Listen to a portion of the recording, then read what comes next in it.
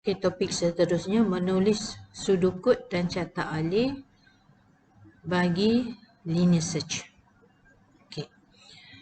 Sebagaimana kamu tahu, algoritma ialah satu langkah yang teratur untuk dilakukan bagi mencapai suatu hasil yang diinginkan. Okay, algoritma biasanya kita wujud dalam aktiviti harian kita. Tanpa kamu sedari, sebenarnya setiap hari kamu adalah melakukan suatu algoritma. Okay, contohnya seperti memasak, membasuh pakaian, membuat satu majlis dan menyelesaikan masalah. Okay, algoritma kita boleh wakilkan algoritma dengan dua perwakilan, iaitu sudukut dan juga catak alih. Okay. Sudukut ialah perwakilan algoritma dalam bahasa yang boleh difahami. Okay. Dalam bahasa kita fahamlah. Dan kemudian catak alih dalam bentuk grafik. Okay. Kita tengok macam mana kita nak bina sudukut dan catak alih bagi linear search. Okay. Untuk mencari suatu nombor yang dalam senarai rawak. Okay. Yang ni contohnya dia bagi, ini adalah ada berapa tu? 1, 2, 3, 4, 5, 6, 7, 8, 9, 10. Ada 10 item dalam satu senarai. Okay. Sebagaimana kamu dah belajar sebelum ni, linear search ada dia punya algoritma ialah mula dengan item pertama dalam senarai, bandingkan item carian dengan item pertama. Kemudian jika item carian dengan item pertama sama, jadi carian dihentikan. Maksudnya dah jumpa, kita berhenti, tak perlu cari lagi.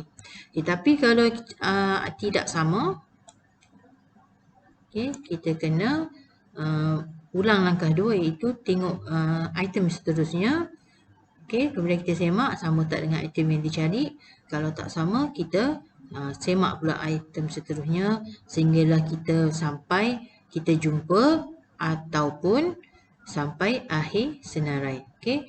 Carian tamat, itu maksudnya carian tamat bila item dicari diperolehi. Maksudnya kalau dah jumpa, dia terus tamat.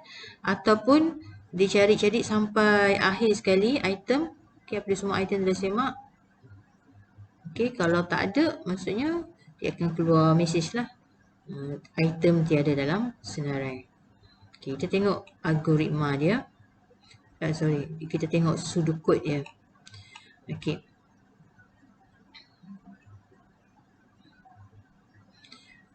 Okay, pemboleh ubah yang berkaitan perlu diketahui secara kasar terlebih dahulu. Maksudnya kamu kena pasti dulu pemboleh ubah supaya senang kamu nak buat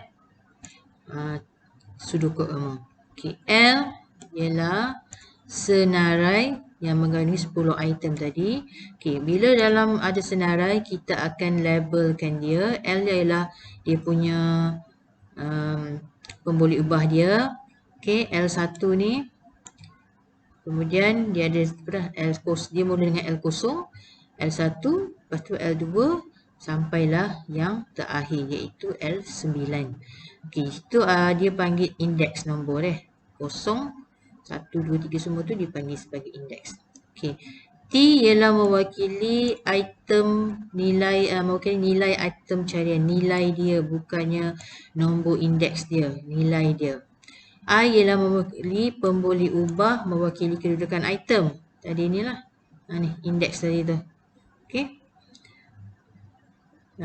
N ialah pemboleh ubah yang mewakili bilangan item. N mewakili bilangan item. Jadi dalam soalan ni dia ada 10 item. N sama dengan 10. Okey. Kita tengok sudukut yang dia tulis tu. Okey. Ingat sudukut semua mesti mula dengan mula dan berakhir dengan tamat. Okey, setkan senarai. Jadi kamu setkan L tadi. Masukkan semua item-item ni. Dia gunakan koma untuk senarai item ni. Okey. Kemudian isytihar pemboleh I tadi. I ni untuk kita nak declare index tadi. N ni jumlah berapa item. T untuk item yang dicari. Okay, setkan N sama dengan 10. Item ni ada 10. Ada 1, 2, 3, 4, 5, 6, 7, 8, 9, 10. So, sebab tu N sama dengan 10. I sama dengan kosong. Okay. Kalau bermula dengan indeks, apa saja indeks mesti bermula dengan kosong. Okay. Masukkan nilai carian T. Okay, masukkan nilai carian. Kat sini dia minta masukkan cari nombor. Beritahu tak nombor ke apa dia nak. Okay, kita anggap T lah. Kita bagi pemboleh sebagai nama boleh ubah T. Okay, for I kurang daripada N. I tadi bermula dengan kosong. N dia adalah 10. Jadi syarat dia benar. Kosong kurang daripada 10. Betul. Okay, jadi Li.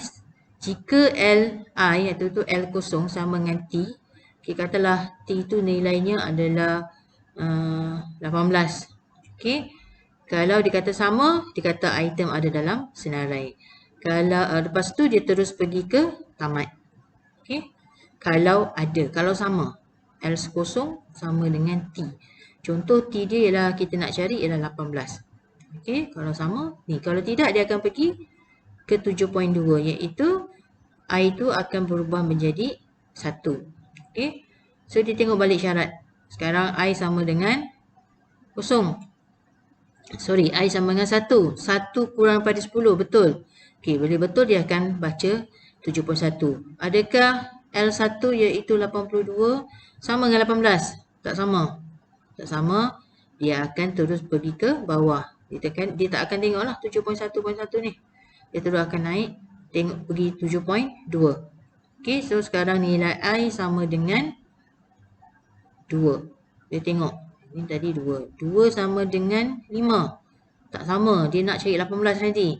So, dia kalau tak sama, dia akan turun ke bawah sini. Sekarang I bernilainya sama dengan 3. Okay.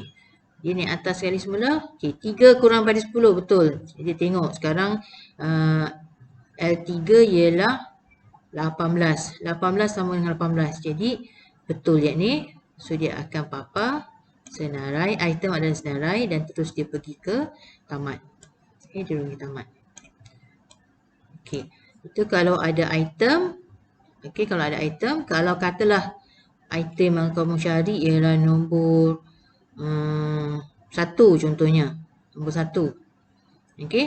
So, dicari-cari sampai akhir sekali.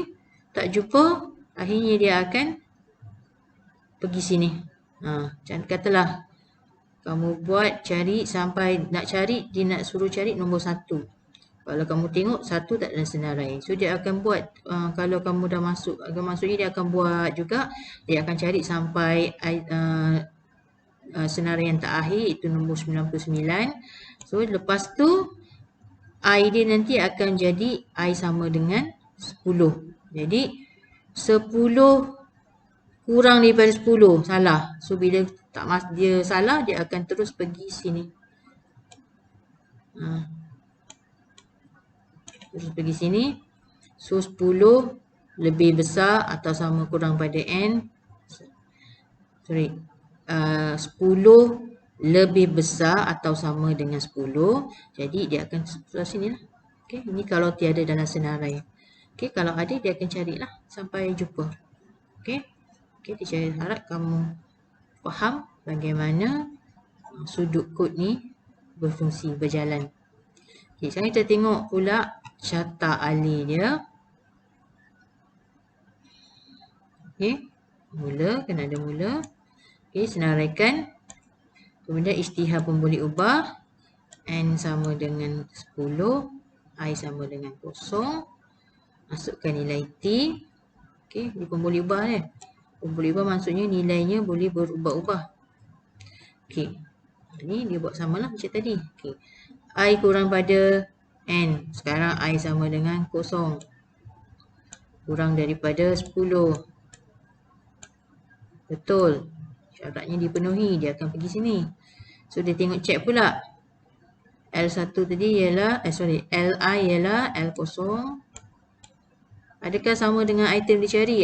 L0 kita tengok L0 ialah Nombor 10. Adakah sama dengan item dicari? Contohnya item dicari ialah 99. Tak sama. Ni salah. Okay. Dia tak penuhi syarat ni. Tak penuhi syarat ni, dia terus pergi sini. So, dia akan jadi I sama dengan I tambah 1. Okay. I tadi kosong. Tambah 1. Jadilah 1. So, dia tengok sekarang. I bukan kosong lagi. I ialah 1. Okay. 1 kurang daripada 10. Ya, penuhi syarat. Dia akan tengok di sini. Okay. So, dia tengok. Adakah L1 iaitu 82 sama dengan 99 dia cari tadi? Sama. Tak penuhi syarat. Dia akan pergi sebelah sini. So, benda ni akan berulang sehinggalah dia jumpa Li itu sama dengan T. Okay.